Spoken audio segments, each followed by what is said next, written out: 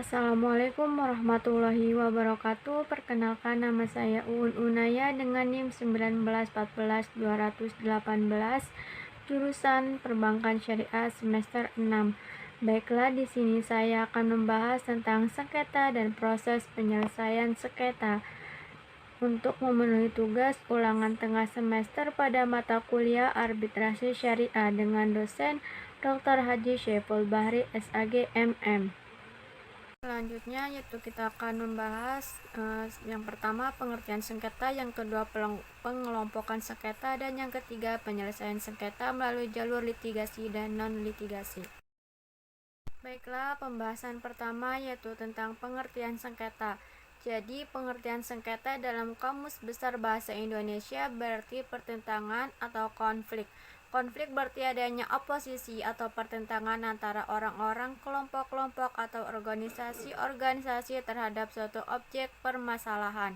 Sedangkan menurut Ali Ahmad berpendapat sengketa adalah pertentangan antara dua pihak atau lebih yang berawal dari persepsi yang berbeda tentang suatu kepentingan atau hak milik, yang dapat menimbulkan akibat hukum dan karenanya dapat diberi sanksi hukum bagi salah satu di antara.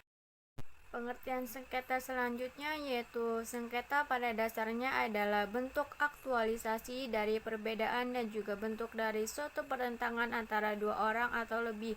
Sebuah konflik bisa berubah menjadi sengketa apabila ada salah satu pihak yang dirugikan tidak bisa menerima keadaan tersebut pada pihak yang membuat pihak tersebut rugi. Dan pertentangan atau konflik berarti hal-hal yang terjadi antara dua orang atau lebih yang memperebutkan sesuatu. Pertentangan atau konflik bisa juga diartikan sebagai suatu permasalahan yang ditimbulkan oleh suatu hal dan pelakunya lebih dari satu orang atau dua orang lebih. Pembahasan selanjutnya yaitu sengketa dikelompokkan menjadi dua, yaitu ada sengketa sosial dan juga ada sengketa hukum. Sengketa sosial biasanya berhubungan dengan tradisi, etika, tata krama, dan susila yang hidup dan berkembang dalam ruang angkup suatu masyarakat tertentu. Sedangkan sengketa hukum yaitu suatu sengketa yang menimbulkan akibat hukum dikarenakan adanya pelanggaran terhadap aturan-aturan hukum positif atau aturan-aturan hukum yang dilanggar karena dianggap bertentangan dengan hak dan kewajiban seseorang. Selanjutnya itu ada penyelesaian sengketa jalur litigasi dan non-litigasi. Nah, penyelesaian jalur litigasi ini yaitu ada 3 macam. Yang pertama ada kekuatan mengikat. Terikatnya para pihak pada putusan hakim itu baik dalam arti positif maupun negatif. Pengikat arti positif yakni apa yang telah diputus oleh hakim harus dianggap benar. Dan mengikat dalam arti negatif yakni hakim tidak boleh memutus lagi perkara yang pernah diputus sebelumnya antara pihak yang sama serta mengenai pokok perkara yang sama. Dan yang kedua ada kekuatan pembuktian. Putusan hakim mempunyai kekuatan pembuktian, artinya dengan putusan hakim itu telah diperoleh kepastian tentang sesuatu yang terkandung dalam putusan itu. Dituangkan putusan hakim dalam bentuk tertulis yang merupakan akta otentik, tidak lain bertujuan untuk digunakan sebagai alat bukti bagi para pihak yang mungkin diperlukan untuk mengajukan banding, kasasi, peninjauan kembali atau upaya hukum lainnya dan untuk pelaksanaan putusan. Dan yang ketiga yaitu ada kekuatan eksekutorial.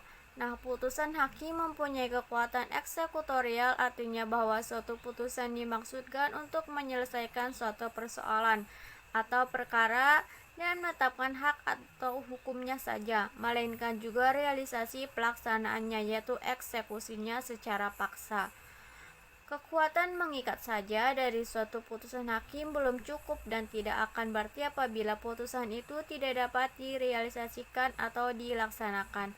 Oleh karena putusan itu menetapkan dengan tegas hak dan hukumnya untuk kemudian direalisasikan, maka putusan hakim mempunyai kekuatan eksekutorial, yaitu kekuatan untuk dilaksanakannya apa yang ditetapkan dalam putusan hakim itu secara paksa oleh alat-alat negara. Sekarang yaitu penyelesaian sengketa secara non-litigasi. Nah, penyelesaian sengketa dengan jalur litigasi merupakan bukan satu-satunya cara dalam menyelesaikan sengketa yang dapat ditempuh oleh para pihak yang bersangkutan. Selain litigasi, yaitu terdapat penyelesaian sengketa yang di luar pengadilan, yaitu non-litigasi, yaitu penyelesaian sengketa melalui negosiasi, musyawarah, mediasi, arbitrase, dan konsiliasi.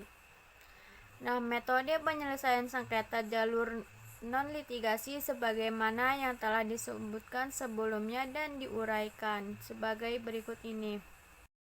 Yang pertama ada penyelesaian sengketa melalui negosiasi.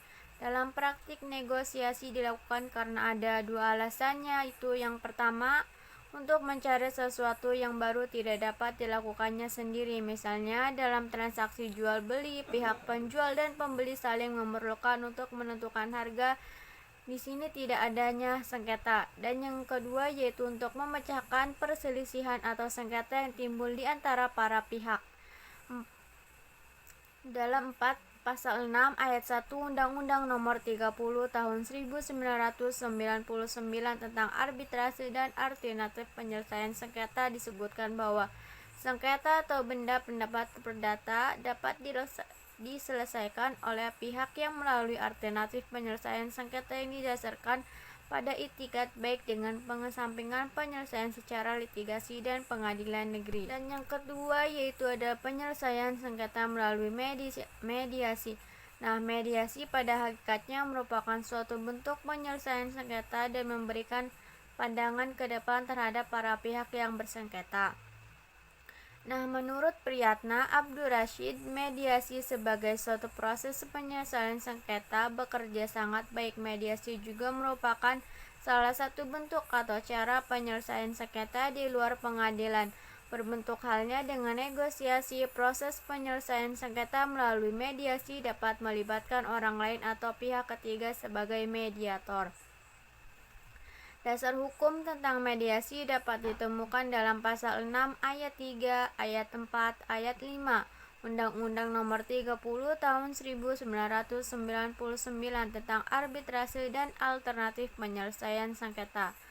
Ketentuan hukum tentang mediasi yang diatur dalam Undang-Undang Nomor 30 Tahun 1999 tersebut merupakan suatu proses kegiatan sebagai kelanjutan dari gagalnya negosiasi yang dilakukan oleh para pihak yang bersengketa. Sekian dan terima kasih, kurang lebihnya mohon maaf.